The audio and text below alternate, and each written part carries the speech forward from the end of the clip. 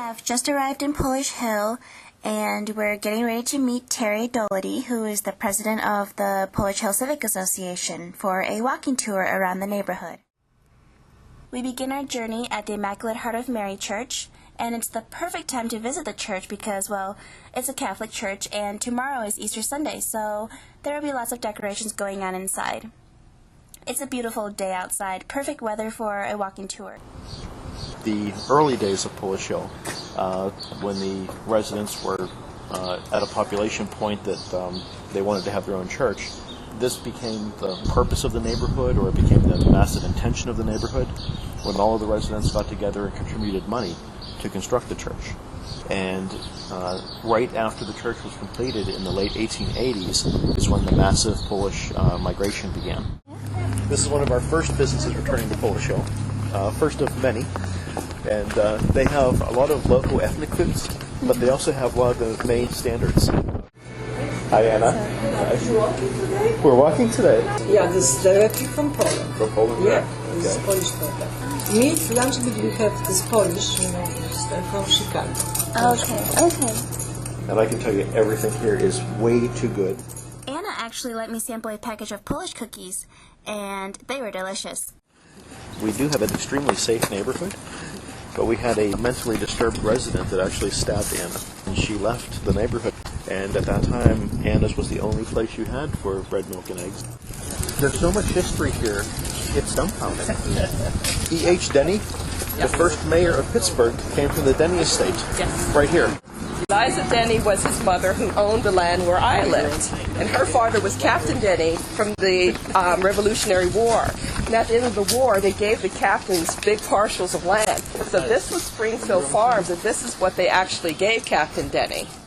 Now, one thing you'll notice right now, besides the excited young gent on the monkey bars, you'll notice that we don't have a large population of children around. We don't eat them. Unless they're very tasty. Yes. But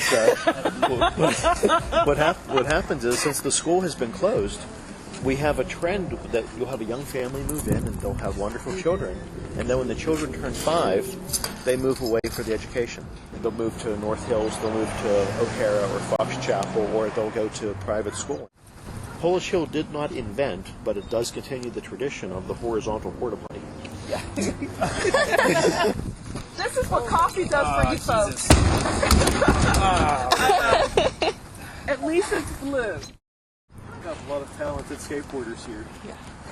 And the interesting part is we have second-generation skaters now, where you have the father and son and daughters cruising all through here. Really? Actually, one of the Pitt students, Carly, she comes over here a lot and does a lot of boarding. This one was built 10 years ago, and actually the 10-year anniversary of the skate park. They just had their citywide tournament today. But it's open to the public. As long as you're a City of Pittsburgh resident, you can come on in.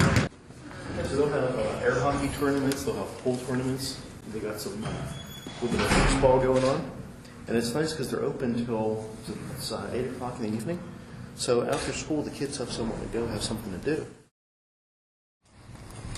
We have many ghost signs here on Polish Hill because of all the previous activity we had as a retail area. A 2-unit brick building accidentally caught on fire, so this empty area now reveals what is called a ghost sign, which was here before that brick building was built. A ghost sign is simply a faded advertising sign painted on the exterior of a brick wall, and Terry said any number of the local buildings could have one. It looks like a little house. I mean, not tiny, but, you know, a little house. Right? Okay, come on in. Outdoor. Wow! Wait.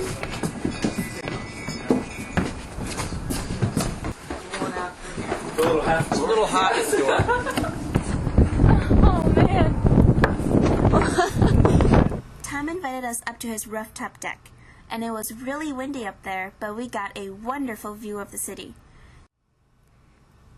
We're making our way to the last stop of our walking tour, the community garden. Our tour guides said this community garden gives the best view of Pittsburgh, and they weren't lying. We have 10 different volunteers that have different plots here. And we actually had a wedding here last year. These are actually the Buddhist prayer flags.